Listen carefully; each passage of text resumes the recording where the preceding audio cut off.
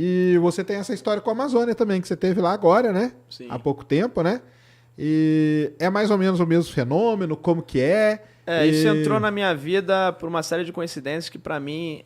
É porque aí você começa a pensar, a gente vive numa simulação, né? Porque assim, acho que na vida de todos nós acontecem coisas em sequência que a probabilidade de acontecer aquilo tudo, pra acontecer aquele efeito final é tão pequena que você começa a se perguntar se a gente não vive de algo que alguém tá sacaneando a gente programando aquilo. Predestinado.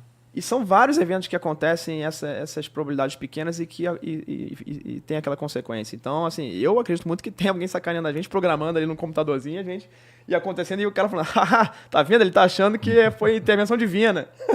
Sendo que eu que programei. O Elon Musk acredita que a gente tá numa simulação. Eu também acredito. Então, assim, por uma série de coincidências, trabalho na Petrobras, né? Então, uma série de coincidências, pessoas lá da minha cadeia de relacionamento me falaram, olha, tem documentos aqui da FUNAI que mostram que teve ataques de OVNIs aqui, a FUNAI documentou tudo isso. E naquele ano, era 2019 para 2020, quase pandemia, eu não estava pesquisando OVNI naquele ano, eu estava acompanhando porque começou a sair notícia em 2017, do Elizondo, do New York Times, então eu comecei a ver aquilo com outros olhos, né? Mas não pesquisava nada. Aí eu falei, você está me sacaneando, é mentira isso, né? Ele falou, não, faz um pedido à lei de acesso à informação, porque aconteceu nessa aldeia, tal, foi assim. Eu falei, vou pedir. Eu falei, achei que não ia vir nada. Veio lá dezenas de documentos da FUNAI, do Ministério Público. Aí veio da FUNAI. Aí eu surtei, né? Porque tava lá, desceu uma nave em forma de cilindro, desceu na aldeia, disparou um feixe de luz, só nas meninas jovens da aldeia. As meninas tiveram vários efeitos fisiológicos. E os indígenas, e tá aparecendo o tempo todo, os indígenas pararam de pescar, porque a hora que eles pescam é 6 da noite, que é quando o sol se cai. O sol cai, as naves vêm. Cara, é bem parecido mesmo com os relatos da Operação Prato. Exatamente. E eu não conhecia nem direito a Operação Prato na época. Eu fui pesquisar depois que eu fui ver que era exatamente igual o modus operandi. E os indígenas estão em pânico, ninguém consegue mais ter a sua subsistência, porque eles vivem da pesca naquele local, da caça, ninguém quer caçar e pescar. Até que o pessoal lá do Pará fala, né, que pararam de pescar e começaram a comer coisa enlatada, né? Sim, e todo mundo na mesma casa, com os homens com espingarda fazendo ronda, as mulheres e as crianças. O comportamento humano nesses casos é igual. É igualzinho, É cara. idêntico. Que demais. E pedindo ajuda pro governo. Aí Polícia Federal, Forças Armadas e tudo isso. Aí eu fiquei impressionado com aquilo. Entrei em choque, falei, nossa, isso é real mesmo esse troço. E aí pedi mais documentos. Aí é um novelo de lã, né? Você puxa uma linha e vem e começa a vir, né? E aí que é o que os congressistas americanos estão fazendo hoje, né? Comecei a pedir Ministério Público pulou para a Polícia Federal e começou a vir e vi. Hoje são mais de 200 páginas de documentos que eu consegui e 20 minutos de vídeo com os depoimentos. A Polícia Federal foi lá, fez os depoimentos com os indígenas, perguntando como é que era aquilo. Os policiais ficaram de plantão para tentar ver OVNIs. Caramba. E isso aconteceu em 2 missões da Polícia Federal. E aí depois que eu fui para Operação Prato e vi que é exatamente o que aconteceu lá décadas atrás, em 77. E isso aconteceu em 2014. Você vê que está acontecendo hoje. Só para não fechar o som de Operação Prato, em Amazônia, eu tive lá no Acre, você perguntou e eu não falei. Então, porque você esteve lá e você levou equipamento, isso, tudo. Aí o que aconteceu? Como que Quando foi? eu peguei esses documentos, eu falei assim, cara, esse fenômeno ele é cíclico, migratório, ele vai voltar uma hora lá, em algum lugar. E a hora que voltar eu tenho que estar pronto. Então eu já tinha tudo guardado, eu tinha câmera térmica, eu tinha câmera robô, eu tinha os sensores. Eu fui, ao longo desses anos, aperfeiçoando. Eu criei o Projeto Vigília, que é aqui na Serra da Beleza, no Rio de Janeiro, no interior, que é onde acontecem fenômenos há décadas. Então, o cara da língua lá que eu falei é da Serra da Beleza. O cara da língua que eu contei no começo, olha aí. O cara da língua da cobra, ele falou que é da Cara, Serra da essa Beleza. região, cara. E ele é dono ele até falou, o dia que você quer, eu sou dono de uma pousada lá, o dia que você quiser, você tem um quarto garantido lá pra fazer o que você quiser. Essa região, cara, década de 80, uma esfera dessas aí que foi mostrada aí, seguiu um ônibus escolar com 30, 40 pessoas dentro, mais um motor. Todo mundo viu, seguiu por meia hora. Entre 2 cidades. Então é uma área que acontece muita coisa. Então, e eu era muito cético. E eu falei, pô, cara, em vez de ficar acreditando nas pessoas que estão falando que aconteceu, eu vou lá ver com meus próprios olhos. Eu fiquei nem os Guarani Holanda. Eu quero ver pra crer. E aí fui, no primeiro dia eu dei muita sorte, pra mim não é sorte, estava programado já. Eu vi. E eu só entrei nesse assunto hoje porque eu tive esse fenômeno na Serra da Beleza, em que eu vi um orbe na minha frente que não tinha barulho, não tinha... Era um orbe total, parecia um solzinho e eu conseguia ver ele, cara. Não afetava o meu olho. O fóton não batia aqui, não sensibilizava nada, entendeu? Então é recente esse seu fascínio por esse... Sim, tem 4 anos. Caramba. Tem 4 anos. Quando chegou os documentos e quando eu fui para campo começar a perceber. e Entendi. vi que o fenômeno existe. E já vi vários fenômenos de orbes diferentes lá em várias situações. Não é festa, não. O pessoal acha que é festa. Você vai para um lugar que acontece, primeira vez que você for, vai ver. Não. Já fui várias vezes lá, 95% das vezes eu não vi nada. E olha que eu já tenho mais horas, eu brinco que eu tenho mais horas de vigília do que muito piloto de Boeing aí. E Olha, já vi na primeira que você foi, você já viu. vi. Caramba, hein, mano. Mas é porque é o que eu falo, cara. Eu ia falar, me leva. Eu A quero ir. probabilidade, eu já 95% das vezes que eu fui, eu não vi nada. E a probabilidade de você ver, de eu ter visto na primeira vez é muito pequena, cara. É desprezível. Se você pegar essa estatística. Então era pra acontecer, tava programado. Por isso que eu fico falando que a gente viu na simulação, tem alguém programando. Entendi. Porque se eu fosse e não visse, de repente, eu ia me desanimar. Uhum. Não ia estar. Não ia pesquisar nada disso. O Edson me Eu falou. tenho certeza absoluta, cara, pra você, eu penso muito nisso. Se eu tivesse na Serra da Beleza e não tivesse visto aquele orbe na minha frente, a essa distância que o Sérgio tá, eu não teria pesquisado esse assunto. Eu teria desanimado, falei, isso não existe. Porque é o normal do ser humano, né? O Edson fala que se eu for fazer vigília, por eu ser muito cético, eles não vão aparecer pra mim. Aí eu falei, então não adianta eu ir. Porque ele falou, Talvez não, vão Ele já aparecer pra falou. você. né, mudar. Ver que você tem visibilidade ali, porque assim, eu acho. Aparece pra mim, cara, porque eu não acredito mesmo. Então na hora que você aparecer aqui, não vai ter jeito. É. E assim, aí. Eu já fiz muita vigília, cara. Nunca vi nada. Eu também- queria fazer, mano. Eu queria fazer. O Edson já me convidou. Eu ia numa fazenda lá em Uberlândia. O cara fala, cara, a gente vê aqui todo dia. Tal. Eu falei, cara, não é possível, cara. O cara vê todo dia, não é possível. Eu falei, eu nunca vi, cara. Agora eu peguei uma estatística. É inverno, logo que o sol se põe. Aí é a hora que mais aparece. Ah, tem um horário. Lua nova. Com tudo escuro, né? Escuridão total, inverno. Assim que o sol se põe. Aí a probabilidade é maior. Entendi. Aumenta um pouquinho. E aí coloquei os equipamentos lá, comecei esse projeto. E aí fui fazendo pilotos, né? Pra ver o que dava certo, o que não dava, câmeras e sensores. E aí até que eu tinha tudo preparado, quando Na chegou... Serra da Beleza primeiro. Serra da Beleza primeiro. Seus equipamentos Tá registraram listado lá. coisa ali. Sim, tem vários fenômenos que foram registrados lá. Entendi. Agora, se pegar 4 anos de projeto Vigília quase, né? Uhum. Deve ter 4 fenômenos filmados, pra você ver que não é festa. Entendi. Ou talvez não queiram aparecer para as câmeras, às vezes, né? Mas o pessoal fala, não, ali aparece todo dia. Não é assim, não é festa. Tem que ter determinação, tem que ficar lá, indo, insistir. amassar barro, até você ver. Mas aí, eu tinha tudo pronto. Aí o jornalista me liga, Rony, você tá descendo na aldeia direto, tá entrando na casa das pessoas. Eu falei, cara, eu tenho que ir pra lá.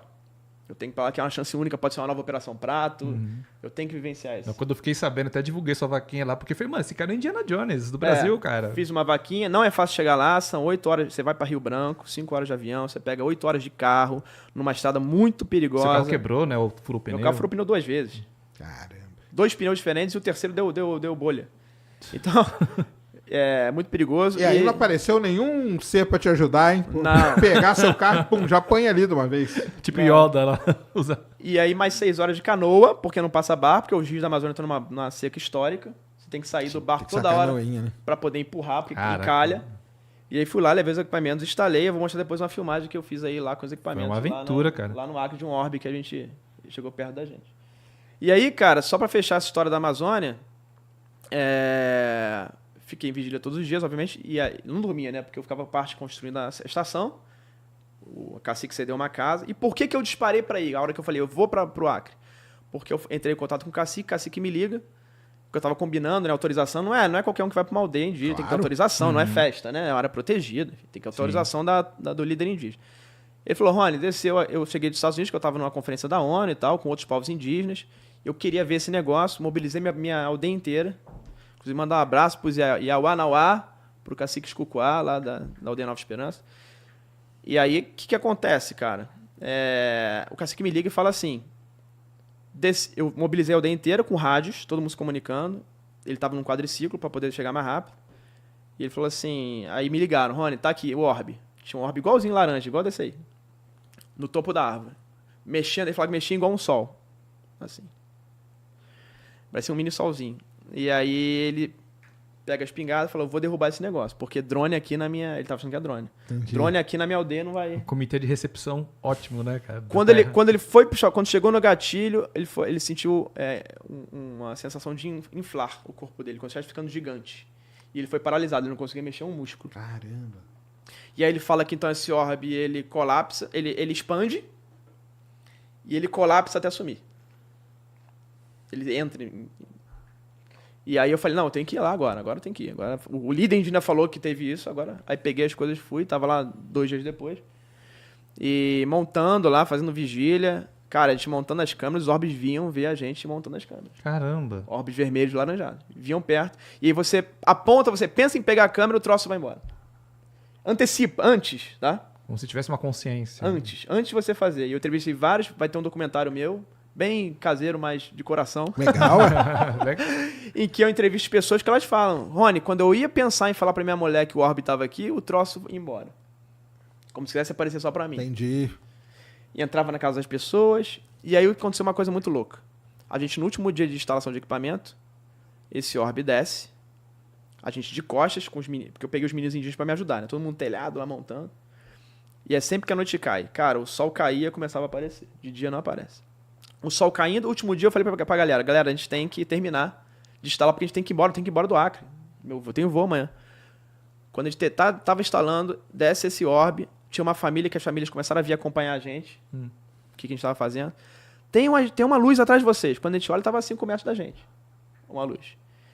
E aí, a gente aponta, quando aponta, ela distancia, mas ela fica a 50 metros. Ela não foi embora. Ficou a 50... vigiando vocês. numa altura da Copa das Árvores, a 50 metros, olhando pra gente. Cara, eu saí correndo, peguei um drone, tinha um drone bom, DJI, que eu levei pro Acre só pra isso. Peguei o drone, armei ele, cara, em 15 segundos tava no ar. Nem sei como é que eu fiz isso, porque eu tava nervoso. Porque era aquele que você acopla o celular. Botei o drone do lado da luz, cara.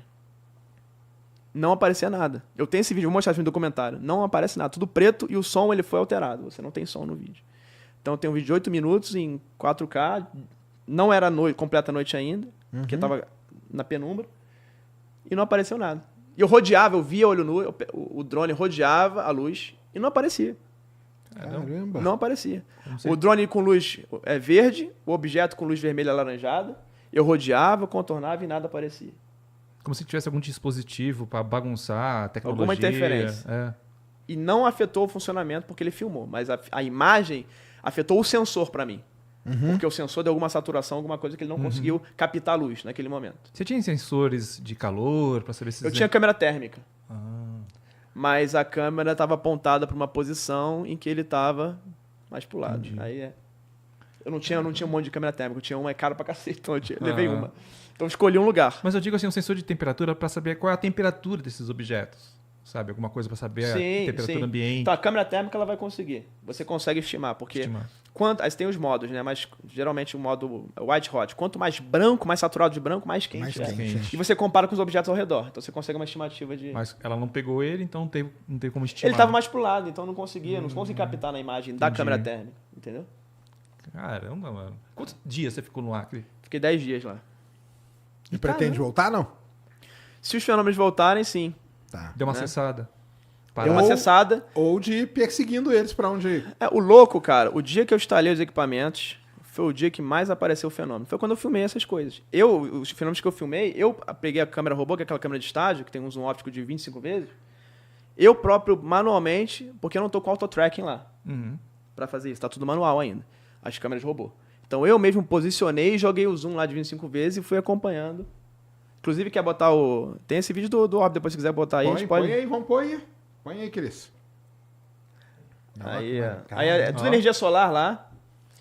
Aí eu levei tudo isso, cara, na mala. Eu peguei excesso de bagagem. Aí tem sensor de infrasom, tem sensor de rádio micro-ondas. Aqui é um experimento do Centro Brasileiro de Pesquisa Física que eu falo daqui a pouco, eu faço mestrado lá, eu levei um experimento. Você tá na linha lá aí a câmera térmica, ó, aquela laranja rosa, e a câmera térmica tava de noite, estão tudo preto. Você tá na linha lá do governo americano, né? Que é de tentar pegar e pôr a parte científica na parada, né? Ali é um experimento CBPF, cara, aí tem todos os sensores que você imaginar, inclusive um sensor de raios cósmicos, que é a pesquisa lá, onde eu faço. Aí as fibras óticas, etc. E aí, cara, a ideia é essa. A ideia, eu acho que se a gente ficar esperando o governo, a gente não vai ter muita coisa. Eu acho, apesar das coisas esquentarem, mas eu acho que os civis... É uma forma de pressionar também, né? Claro. Porque eu filmando essas coisas e mostrando, é uma forma também da população... Nem que eles se sintam ameaçados por você e falam, cara, vamos lá, né? Fazer alguma coisa. Nem que seja isso. Põe o outro aí, Cris. Rodeando a aldeia, né? Era uma esfera pulsante laranja. Realmente tá pulsando. Esses pulos sou eu tentando rastrear com a câmera, não é o objeto dando pulo, tá? Muita gente falando, não. Então esse vídeo completo depois vai no documentário aí. Que maneiro, cara. E lá tem esferas pulsantes e esferas também estáticas. Laranjas, são os óbvios que aparecem mais lá. Inclusive casos que entram dentro da casa das pessoas. Várias pessoas no documentário vão falar um pouco sobre isso. E você tem uma interpretação porque seria? Você acha pra que mim, alguma... olha, pra mim, é um fenômeno que tá ali na floresta, tá sendo a floresta pra mim. Às vezes sai do nada, como se fosse uma outra realidade. Eu não vi nenhum fenômeno vindo do espaço. Entendi. Então, pra mim, não é extraterrestre. O governo dos Estados Unidos tem uma hipótese que é a hipótese interdimensional ou extradimensional. Interdimensional, ele pode estar vindo de outras realidades ou estar vindo do futuro ou algo do tipo. Pode ser uma IA vindo do futuro, não sei. Pode ser um plasma, uma vida plasmoide aí que está vindo O visitar. plasmoide agora o pessoal tá falando bastante. Embora né? lá os indígenas viram também objetos discoides. Seres eles nunca viram. Ninguém viu ser lá, nunca. Nunca? Nunca. Caramba. O que é uma coisa interessante. Nunca. Nenhuma aldeia indígena, ninguém nunca lá ter visto ser. Tá. Difere muito Mas via essas coisas mais Sim. que guiavam os bichos. Lá eles né, que você veem, falou. lá eles veem objetos cilíndricos, objetos esféricos, objetos discoides e algo que aparenta ser somente um plasma, uma luz. Que às vezes é uma coisa muito estranha, porque o plasma, se você olhar para ele, cara, vai afetar teu olho. É uma energia muito forte. E esses objetos não afetam os olhos das pessoas quando ficam olhando. Que doido. E é engraçado, né, que essa situação toda E não aconteceu fazem no barulho. Acre. Se você pegar um raio bola, um raio normal, você vai ver é um campo eletromagnético muito forte. Não, faz barulho, Você vai ver claro. aquela estática. Clec, clec, clec, clec. É que nos Estados Unidos, assim, o que está se falando é mais uma coisa que você vê pela descrição, que é uma coisa tecnológica, né? Sim. Naves, né? Alguma coisa que vai pela tecnologia. Esses casos aqui é como se fosse uma bola de energia consciente que fica seguindo pessoas. Tem a teoria do Vallée que ele fala que quando derruba a nave, é uma casca de ovo. Porque é algo projetado aqui. É uma matéria projetada que não funciona. Entendi. É como se tivesse alguém com uma linha invisível voando o disco. Uma inteligência manipulando para voar. Mas ele não tem propulsão, não tem nada. É uma casca vazia. Essa é uma das teorias, porque eles nunca conseguiram, de fato, fazer reverso dessas coisas de forma completa. Mas é isso, a pesquisa tá lá e vamos ver, de repente aparece alguma coisa interessante no futuro, hein? Ah, e você que tá assistindo esse vídeo aqui no Talk Flow, dá pra você virar membro, cara, do Flow agora. É um botãozinho do lado do botão de se inscrever. A gente faz um programa semanal só pros membros. Olha. Então fique esperto aí. Se quiser virar membro, tá bem aqui do lado, é mão merreca, custa menos de R$8, irmão.